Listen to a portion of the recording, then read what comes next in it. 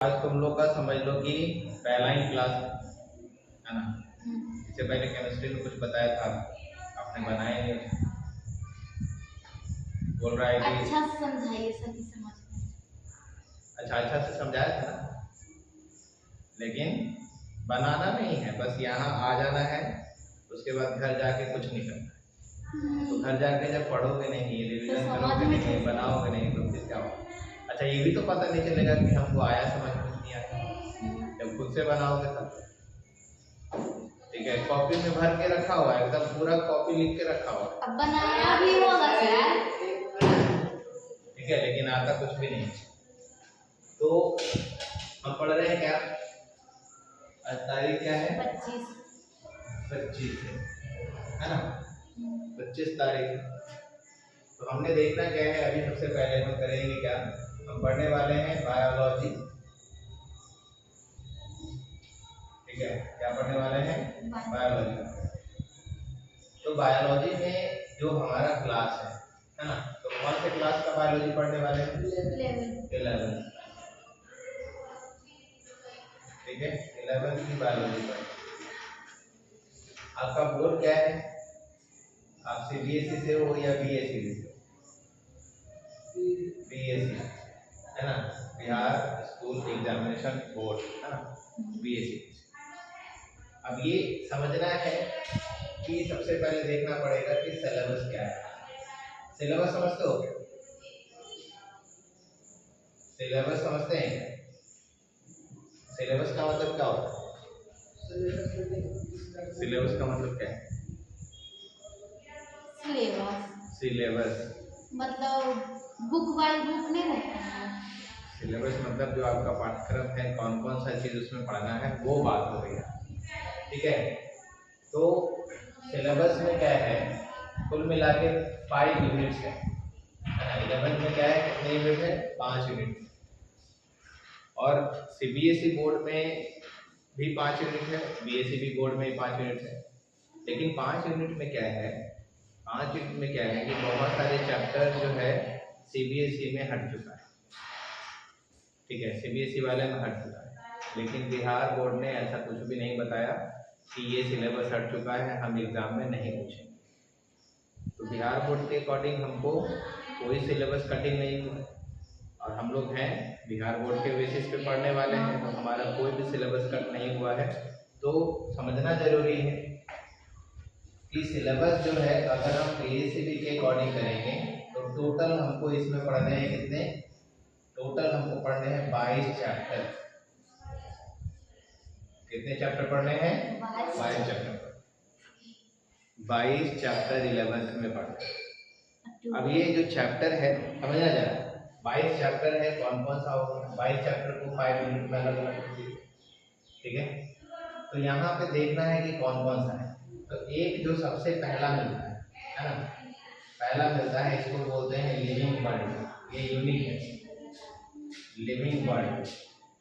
ठीक है, living world यानी लिविंग वर्ल्ड का मतलब क्या होता है? जीव जगत, सजीव जगत। समझ रहे हो? जीव जगत यानी जितने भी जीव हैं, जितने भी जीव हैं, जितने भी एनिमल है, जितने भी प्लांट हैं, जितने भी सूक्ष्म जीव हैं, होते हैं ना, हाँ, सबके बारे में यहाँ पे स्टडी। लेकिन इसके अंदर ये जो यूनिट है ना, ये एक यूनिट नंबर 1 है। तो यूनिट नंबर 1 को रोमन में लिख देते हैं। और इसके अंतर्गत कितने चैप्टर आते हैं? तो 4 चैप्टर आते हैं। 1 2 3 और क्या आता है? 4 चैप्टर इसके अंदर एक यूनिट। अब इसमें क्या क्या है? तो एक यूनिट है जिसको कहते हैं, है ना, इसमें बोलते हैं diversity. Diversity diversity in living, diversity in living organism. मतलब क्या है? जीवों में विविधता। सजीव जगत में क्या है? विविधता है, विभिन्नता। विभिन्नता समझते हैं? विविधता समझते हैं? हाँ। क्या होता है विविधता? क्या होता है? विभिन्न मतलब अलग अलग। अलग अलग यानी सारे जीव जो है वो क्या है? अलग अलग है। कितनी विविधता है? तो जब इसको आप पढ़ोगे तो आपको पता चलेगा कि हमारे इस धरती पे अभी तक जो जीव ढूंढे गए हैं 1.7 मिलियन, कितना जीव ढूंढा गया है? 1.7 मिलियन जीवों का नामकरण भी कर दिया गया। इतने तरह के जीव को ढूंढा गया, लेकिन अनुमान ये है कि क्या इतने ही जीव है यहाँ पे? इतने ही जीव नहीं है, बहुत सारे और भी जीव हैं। एस्टिमेशन है, अनुमान है कि कितना हो सकता है? 1.7 तो 30 मिलियन तक हो सकता है। इतना तो ढूंढा गया है। 1.7 मिलियन का मतलब क्या? 1.7 मिलियन का मतलब क्या होता है? 17 लाख, 17 लाख। समझे कि नहीं समझे? 1 मिलियन में कितना लाख होता है? 1 मिलियन में 10 लाख होता है। तो 1.7 मिलियन हो तो कितना हो गया? 17 लाख। ठीक है। और कुछ लोग कहते हैं कि 5 से लेकर के 30 यानी 5 to 30 मिलियन तक हो सकता है, या 5 to 30 लाख तक हो सकता है। ठीक है, तो ये वेरी कर सकता है। अब दूसरा जो है इसमें पढ़ना है ना, इसमें पढ़ना है, दूसरा है biological classification. Biological classification, biological classification ये क्या है? बायोलॉजिकल क्लासिफिकेशन क्या है? बायोलॉजिकल क्लासिफिकेशन का मतलब होता है जीवों का वर्गीकरण, है ना। जैविक वर्गीकरण करते हैं, जीवों का वर्गीकरण करते हैं। वर्गीकरण कैसे करें? वर्गीकरण समझते हो? क्या होता है वर्गीकरण? नहीं समझते।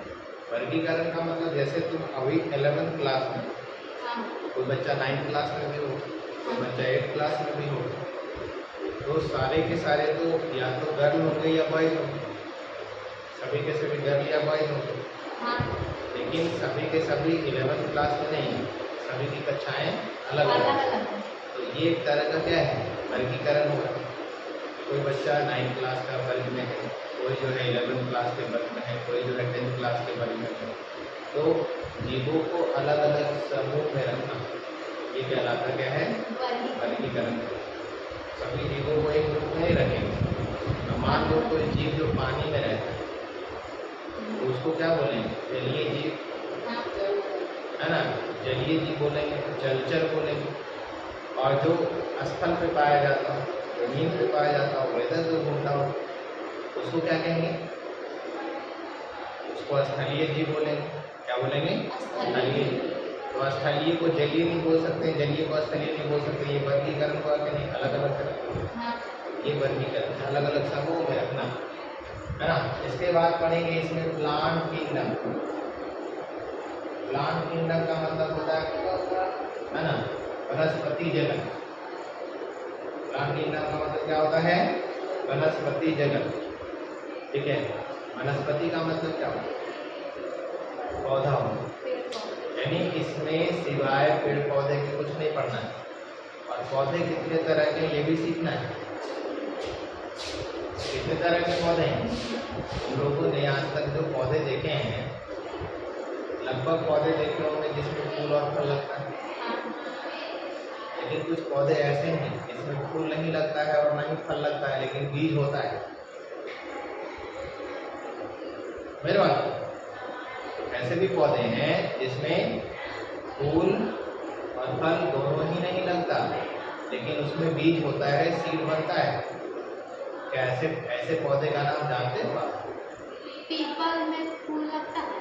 पीपल में भी फूल लगता है, पीपल में फल भी लगता है, बरगद में भी फूल लगता है, बरगद में भी फल लगता है। ऐसा कोई पौधा देखा है? क्या तार का जो पेड़ है, जिसको हम बोल सकते हैं, क्या बोलते हैं इसको? पाम, तार का पेड़ है। तो तार के पेड़ में फल लगता है। फूल देखा है कि नहीं देखा है? फूल भी होता है, फल भी होता है और सीड भी होता है, होता है ना। बताओ जरा सोच समझ कर कि कोई ऐसा पौधा है जो फल नहीं देता हो, फूल नहीं देता हो और सीड देता हो, सीड बनता हो?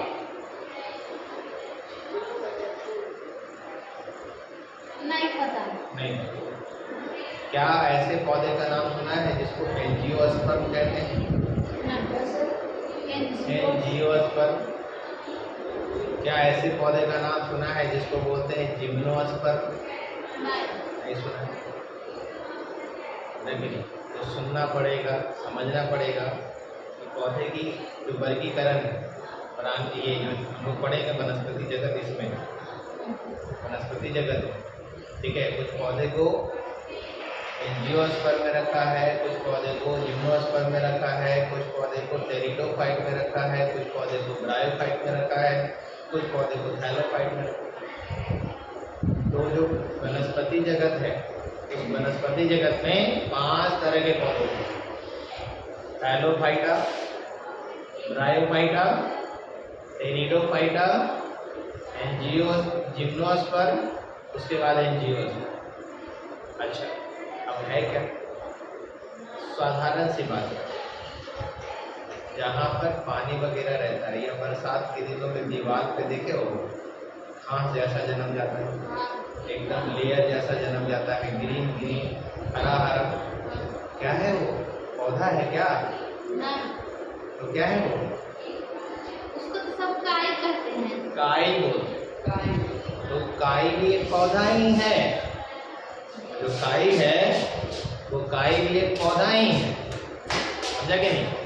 अब वो जो काई पौधा है, कौन सा पौधा है? वो है शैवाल। क्या है वो? शैवाल है। उसको अंग्रेजी में एल्गी बोलते हैं।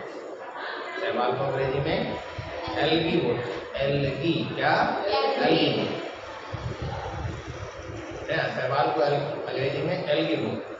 अच्छा, शैवाल किस पौधे के ग्रुप में आता है? किस पौधे के समूह में आता है? किस, है ना, कौन से ग्रुप में आता है? तो उसको बोलते हैं थैलोफाइटा समूह। समूह का नाम क्या है? थैलोफाइटा।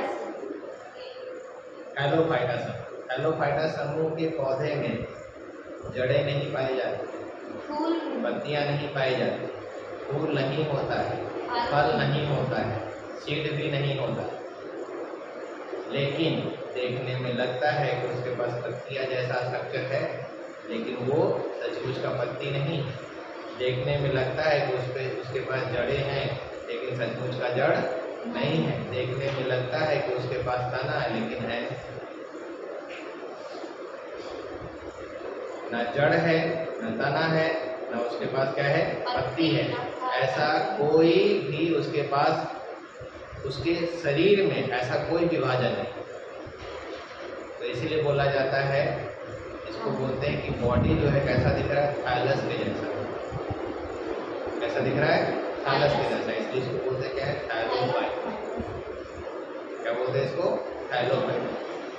अच्छा, हिंदी में भी थैलोफाइटा ही बोलते, अंग्रेजी में भी थैलोफाइटा बोलते, बट प्रोनाउंसिएशन क्या होगा? एक अंग्रेजी में दिखाएगा, एक हिंदी में दिखाएगा। बोलना हमको है थैलोफाइटा ही, वही सब बोलना है, समझा कि नहीं?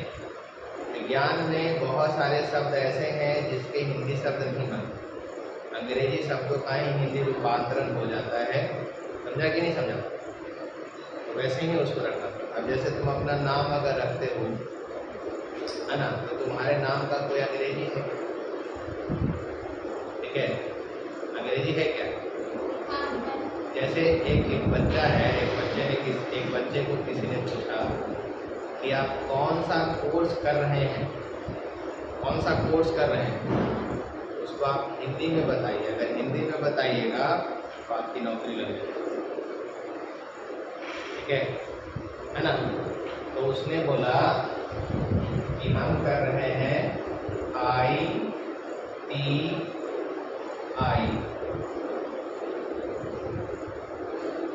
हिंदी में भी है, हम कौन सा कोर्स कर रहे हैं? ITI कर रहे हैं, है ना? इसको हिंदी में लिखोगे तो क्या? चाय है एक्चुअली में क्या? ITI।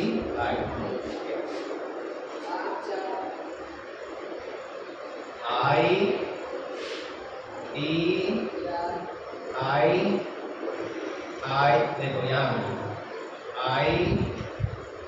टी का मतलब चाय, I का मतलब, ऐसा थोड़ी बोलेंगे, ऐसा बोल सकते हो? नहीं। मैंने हिंदी हुआ ये, कुछ भी बोलते हैं, है ना।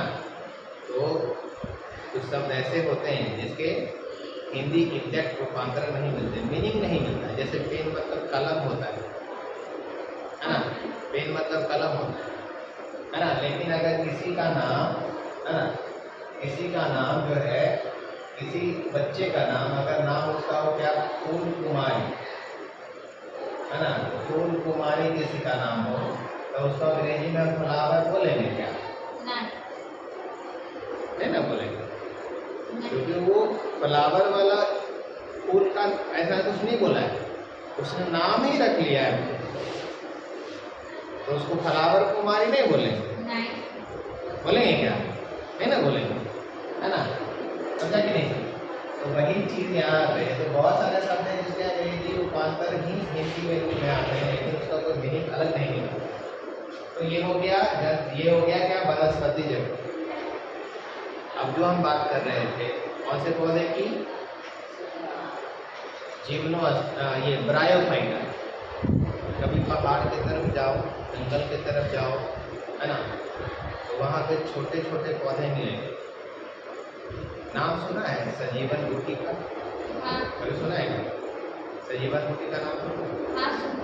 तो ये सब जो चीज़ें हैं उसमें फूल और फल नहीं लगता है, तो छोटे छोटे पौधे रहते हैं जो चट्टानों पे ज़्यादा से ज़्यादा पाए। तो ऐसे पौधे जो है क्या कहलाएंगे, ब्रायोफाइटा। क्या है? ब्रायोफाइटा। ब्रायोफाइटा में क्या है मानो, जो थैलोफाइटा बताया उसमें पत्ती नहीं, जड़ नहीं, तना नहीं, फूल नहीं, फल नहीं, कुछ भी नहीं। ब्रायोफाइटा का जो समूह आएगा उसमें तना और पत्ती जैसा स्ट्रक्चर होगा, लेकिन वो भी सचमुच का नहीं माना जाए, सचमुच का नहीं माना जाए, ठीक है। इसके बाद का जो समूह है टेरिडोफाइटा, इसमें माना गया है कि इसमें सचमुच का जड़ भी, सचमुच का क्या है, तना भी है, और सचमुच का क्या है, लीफ भी है, यानी ट्रू लीफ, ट्रू स्टेम और ट्रू रूट। ट्रू मतलब ट्रू का मतलब क्या होता है, true, TRUE, true. True true का मतलब होता है सच्चा, सचमुच का। ट्रू नहीं बोल रहे भाई, ट्रू नहीं बोल रहे हैं, ट्रू। हाँ, ट्रू मतलब सच, सच्चा झूठा वाला, समझा कि नहीं समझा वाला, ठीक है। तो आगे इसमें हम डिटेल पढ़ेंगे ही पढ़ेंगे, है ना। इसके बाद जिम्नोस्पर्म आ गया। अच्छा, जिम्नोस्पर्म देखो, कभी कभी कुछ ऐसा पौधा है जो तार के जैसा दिखता है, खजूर के जैसा दिखता है। कहाँ पे? कुछ घरों में देखना, छोटे छोटे गमले में तार जैसा पौधा, खजूर जैसा पौधा लगा मिलता है, देखे क्या? कभी ऐसे घर में गए हो, है ना। बहुत दूर जाने की आवश्यकता नहीं है, इसके लिए तुम राजगीर ही घूमने चल जाओगे ना, राजगीर घूमने चल जाओगे तो आपको इस तरह के प्लांट मिल जाएंगे देखने। तो वैसे पौधे तार या खजूर के जैसे दिखते तो हैं, है ना, तार या खजूर के जैसे दिखते हैं, और लेकिन उसमें फल और फूल नहीं लगता, सिर्फ सीड बनता है, सिर्फ और सिर्फ सीड बनता है, सिर्फ बीज बनता है, बीज, सिर्फ बीज ही बनता है उसमें, है ना। फल फूल बिल्कुल भी नहीं बनता, सिर्फ बीज बनता है।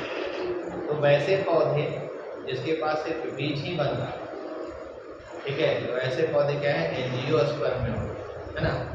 लेकिन जितना तो पौधा तुम आसपास देखते हो जिसमें फूल और फल लग रहा है, सब के सब पौधा क्या है, एंजियोस्पर्म। एंजियोस्पर्म का मतलब क्या होता है, पुष्पीय पौधा।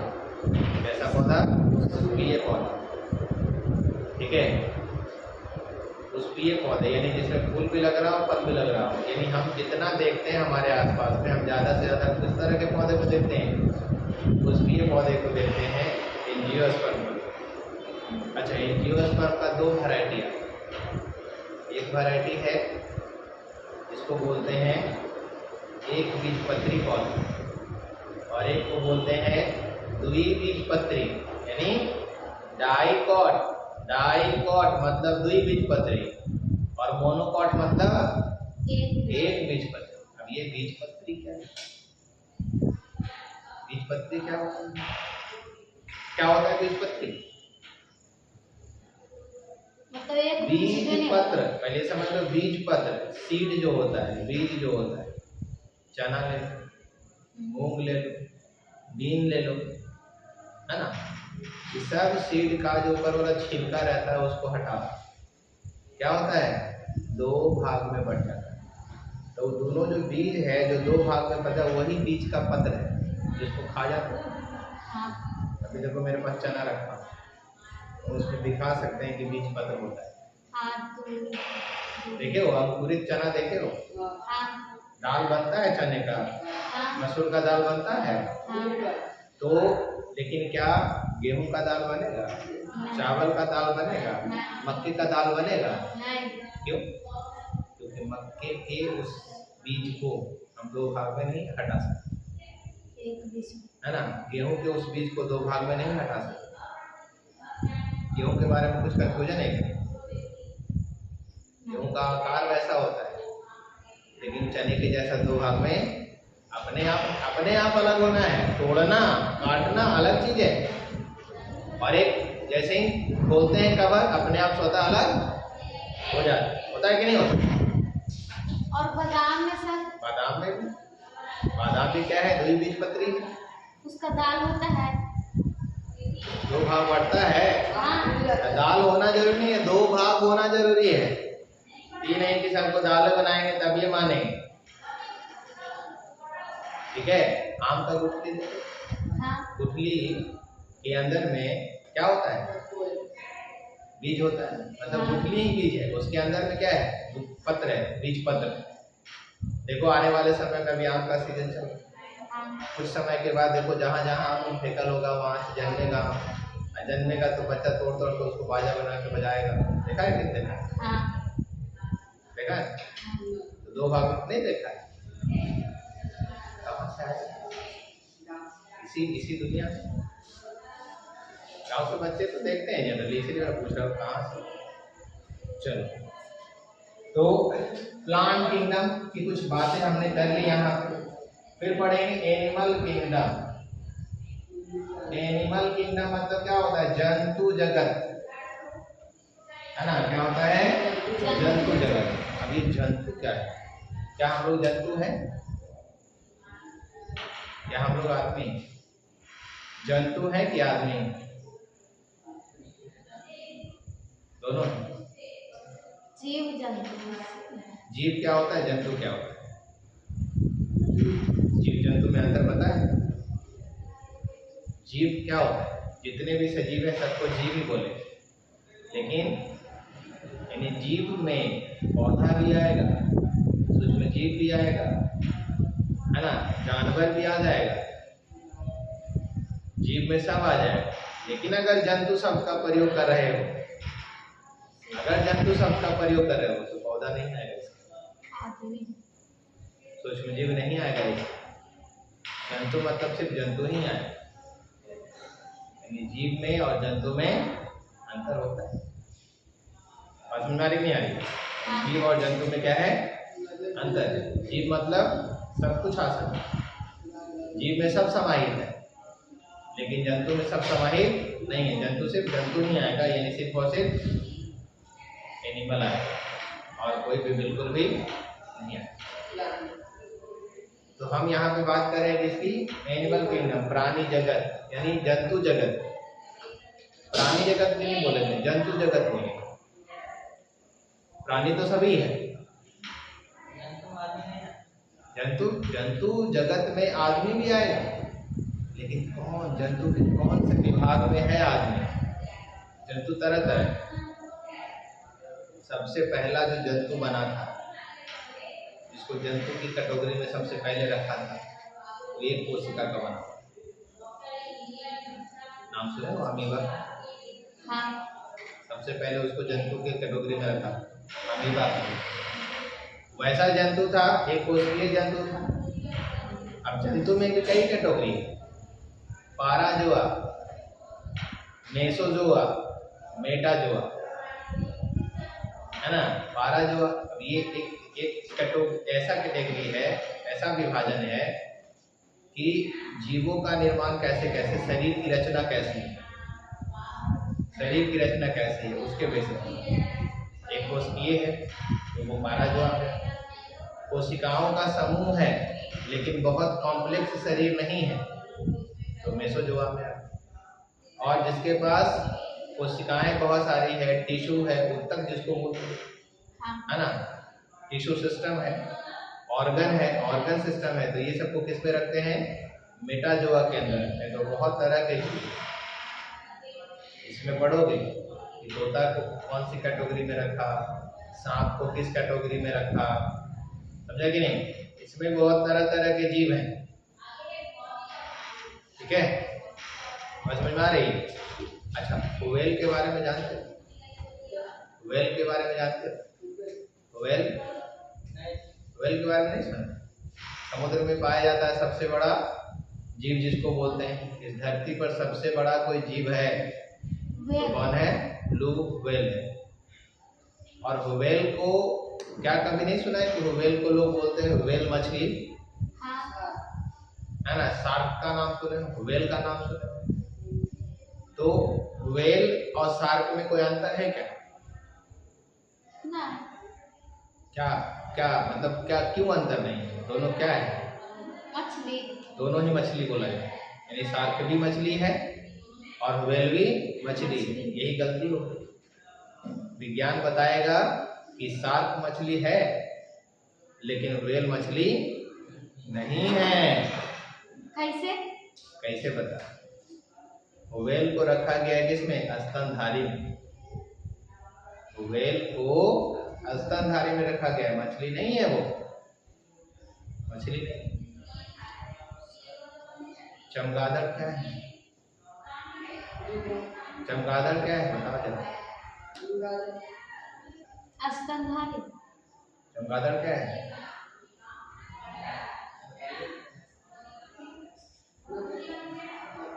पक्षी है हाँ, कि मैमल, स्तनधारी है।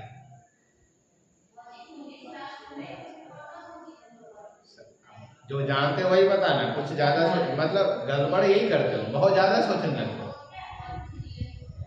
एकदम आसानी से जो जानते हैं वही बोल देंगे कि हाँ हम यही जानते हैं, बस इससे ज्यादा हम नहीं। स्तनधारी। कैसे स्तनधारी हम पूछेंगे, बताओ कैसे स्तनधारी, स्तनधारी किसको कहते हैं ये भी बता दो। क्योंकि वो अपने बच्चा को दूध पिलाता है। अपने बच्चे को दूध पिलाता है, ये बात सही है कि अपने बच्चे को दूध पिलाता है, उसको स्तनधारी बोलते हैं। लेकिन हम लोग जानते आ रहे हैं कि चमगादड़ जो है पक्षी है, लेकिन वो पक्षी नहीं है, वो स्तनधारी, वो स्तनधारी। अच्छा, एक मछली है, इचना मछली का नाम सुने हो, झींगा मछली का नाम सुने, हाँ, क्या है वो, मछली है, सुनते तो आ रहे कि मछली है लेकिन मछली नहीं है, वो एक कीड़ा है। तो खा देते हैं सर उसको। आदमी कुछ खा ले, आदमी कुछ भी खा ले, इचना। आदमी को जो भूख लगेगा कुछ भी खा लेगा वो आदमी। आदमी से बड़ा जो है खतरनाक कुछ नहीं है दुनिया में, सबसे खतरनाक है तो वो कौन है, आदमी। अपनी उंगली कट जाएगी तो रोते रोते जो है ना, सुबह से लेकर शाम कर देगा, लेकिन तुरंत लाएगा किसी जीव को हत्या करके, तुरंत उसी को खा जाएगा। किसी दूसरे के मतलब दुख से उसको कोई मतलब नहीं, अपना ही दुख सबसे बड़ा दुख लगता है। सही है, है कि नहीं, ये चीज हो। हम कह रहे थे कि जो झींगा मछली है, जो प्रॉन जिसको बोलते हैं, प्रॉन अंग्रेजी में बोलते हैं प्रॉन, झींगा मछली, इचना मछली, वो मछली के कैटेगरी में नहीं, वो इंसेक्ट के कैटेगरी में, कीड़े के कैटेगरी में, समझा कि नहीं। हाँ। ये सवाल केबीसी जानते हो, केबीसी, केबीसी में पूछा गया था, 1 करोड़ का सवाल था। 1 करोड़, 1 करोड़, यानी सवाल का जवाब अगर सही दे देता है तो 1 करोड़ रुपया फिर जीत जाता है। कि पूछा था कि प्रॉन जो है किस कैटेगरी में आता है, इसका वर्गीकरण किसमें है, मछली में है, स्तनधारी में है, कीड़े में है, यानी आर्थ्रोपोडा जिसको बोलते हैं, उसमें किसमें? कीड़े। लेकिन सवाल कुछ भी हो सकता है, सवाल कहीं बहुत दूर दूर से नहीं आता। सवाल हम बचपन से लेकर के 12वीं क्लास तक, है ना, या बीएससी तक जितने किताबों में हम पढ़ते हैं, सवाल वहीं से बनते हैं, वहीं से सवाल बनते हैं। कुछ सवाल जो है करंट अफेयर्स होते हैं, देश दुनिया से आते हैं, लेकिन जो मुख्य सवाल है वो इन सब्जेक्ट से ही बनते हैं, हमारे तो कहीं नहीं आते। तो जो बच्चा अपने पूरे क्लासरूम को अच्छा रखेगा, मतलब अपने सिलेबस को अच्छी रखेगा, पढ़ेगा पूरी अच्छी तरह से हर एक बुक को, तो उसका जनरल नॉलेज भी ठीक हो जाएगा, उसका जीके भी ठीक हो जाएगा, सारा कुछ है। लेकिन बुक नहीं पढ़ता, 10वीं में क्या करते हो, 11th 12th में क्या करते हो, सालों भर नहीं पढ़ते हो, गेस पेपर खरीद के ले आते हो, यही करता है ना बच्चा। गेस पेपर से ऑब्जेक्टिव रखना शुरू कर देता है, सब्जेक्टिव रखना शुरू कर देता है, क्या फायदा, साल भर तो कुछ पढ़े तो रखना पड़ेगा, बेसिक नॉलेज तो नहीं। समझ में आ रही नहीं आ रही?